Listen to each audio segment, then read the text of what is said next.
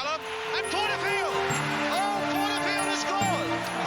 A block by Tommy Wright Phillips again, and Sunderland contract trophy aloft for the second time.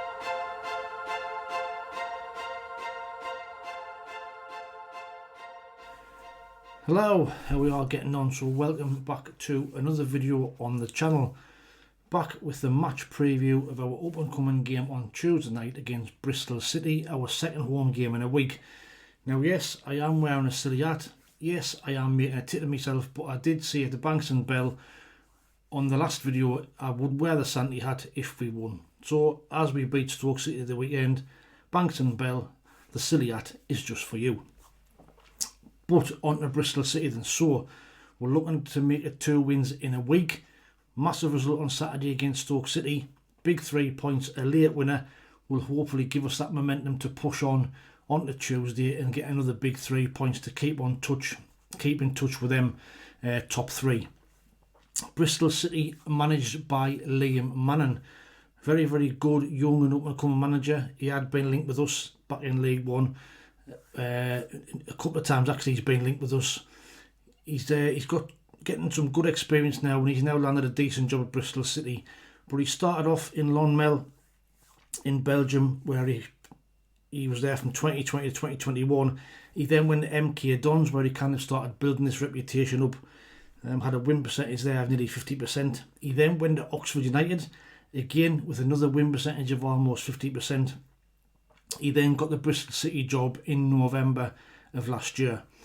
He's managed 55 games. He's won 18, drew 18, lost 19, scored 64, conceded 62, got a goal difference of +2 in them 55 games, and a win percentage of only 32% in Bristol City. So is that the case of, at this high level in Championship football, he's been found out a little bit, or is he still trying to adjust to get to grips with the Championship life? He's been there over a year now, so you can't really say he needed time to adapt.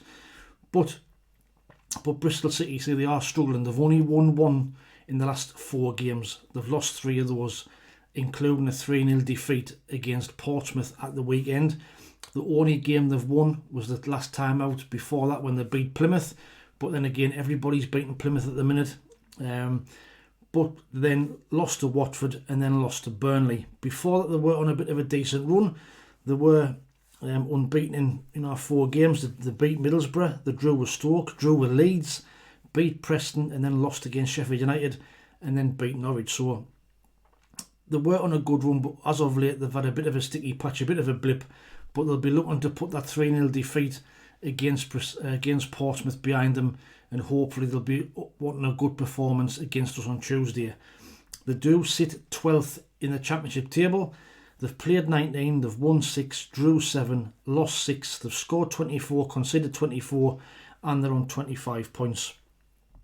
Away from home, they've struggled as well. So they've played 10, they've won 3, drew 3, lost 4, scored 11, conceded 15, and they've got 12 points. They do sit in 9th place in the away form table. Having said that, they have got a few decent players. Scott Twine, once tipped as a big up and coming star, made his name at MK Dons under Liam Manning. He then got a big money move to Burnley when Burnley got promoted to Premier League. I think they paid £4 million for him. It didn't kind of work out. He struggled in the Premier League, didn't get many games. He then went on loan to Hull and Bristol City last season. During the summer, he signed permanently for Bristol City for about £4 million again. He's a good player. I would have loved to have seen him at Sunderland, and as you can see, the player ratings, he's their top rated player this season, along with Max Bird and Jason Knight. Now goals, Anth the Mackem is top scorer with 6, followed by Narky Wells, who seems to have been around for absolutely donkey's years, and Sinclair Armstrong, who's signed from QPR. He's got 3. So they're not going to be an easy team to beat. Liam Manning's teams always like to play football. They like to play attractive football. So I don't envisage them to come and try and sit behind the ball. I think they will try and get on the ball, and they will try and play football, which may play in our favour. But we've now got to follow up on that, like I said, that big 3 points that we got on Saturday to get that late winner.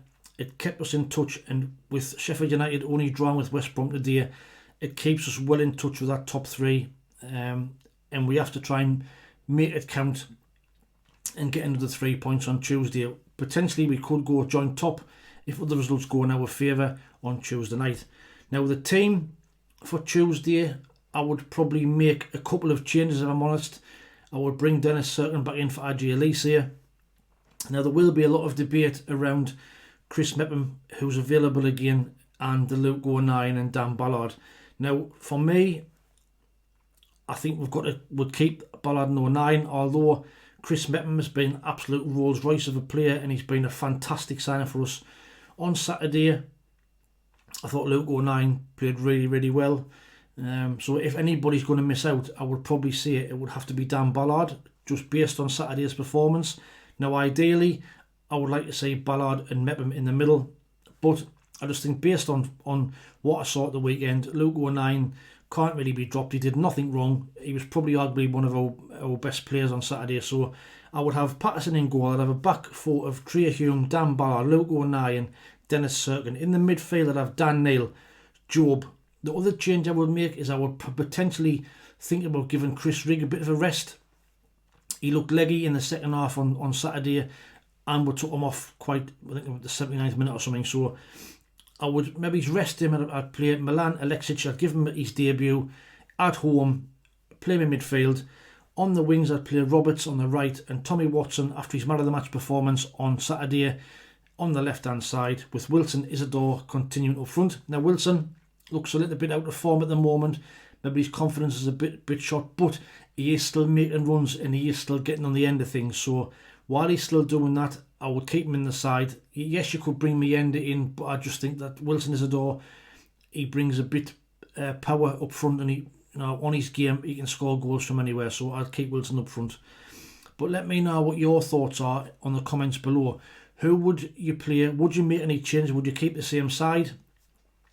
Who would you bring in if Mepham's fit? Does Luke O'Nien miss out? Does Ballard miss out? So, there's a lot of debate around the team selection for Tuesday night. Now, score predictions, I think that late winner on Saturday will give us a massive shot on the arm. It's always a bit of a momentum shifter when you get them late winners. I think we're going to beat Bristol City. I think I'm going to go for another win. I'm going to go for Sunderland 3, Bristol City 0 to get back-to-back wins and hopefully get us back to the top of the table. But don't forget to put your score predictions in the comments below for a chance to get on that leaderboard for the Sunderland shirt. Now on Saturday, a host of you has got the correct result, predicted the result, but not the actual correct score. Only two people did. Brian Grainer predicted a 2-1 win, gets 5 points, and yours truly, hence the silly hat, also got a 2-1, predicted a 2-1 win as well. So 5 points for me. Even though I'm not going to obviously buy myself a shirt, I'm just doing it for a little bit of fun for the end of the season. Also, you can see on the screen a host of you, like I say, predicted a win. Alex Dixon, Banks and Bell, Bill Handy, Chris Carter-Jackson, Colin Horton, Dave Common, David Edwards, David Cade, David Maynell, David Newell, David Williams. Bloody hell, there's a lot of Davids in here. D Hall, Elizabeth Hare, Gary Dunn, Gary Hoyle, John Ruddock, John T, Kenneth Allen, Mel Lacey, Rhea Knight, Stuart Mack, Tim the Minion and Tony Huntington. So that then leaves the overall scoreboard looking like this. John Ruddock still at the top on 32 points. Peter Smith 28 points in second. Mel Lacey 27 points in third. Gary Dunn has got 26 along with Kenneth Allen, Rhea Knight and Tim the Minion. And in fifth place is Chris Carter-Jackson on 24. But to have a chance of getting on that leaderboard, there's still loads of games left. We've only played 19 games, only a third of the way through the season. A lot of games, a lot of scores, a lot of points to play for. Get your score predictions in the comments below. But don't forget, you must be a subscriber for a chance to win that shirt at the end of the season. Must be a subscriber to the channel. On that note, please, if you don't mind, please like and share to everybody you know who's a Sunderland fan. Get us out there and try and get some more subscribers. We're on the road to 4,000. We're currently sat at 3,500. 500 of you who are not subscribed, who are a regular viewer or a returning viewer, hit that subscribe button now. It costs you out and it'll help us get towards that magic number of 4,000. Anybody who's going to go into the game on Tuesday, let's hope the weather's a little bit better than what it was on Saturday, because I was absolutely freezing me tits off. But the win more than made up for it. But like I say, enjoy the game. Hopefully we're going to get another big 3 points.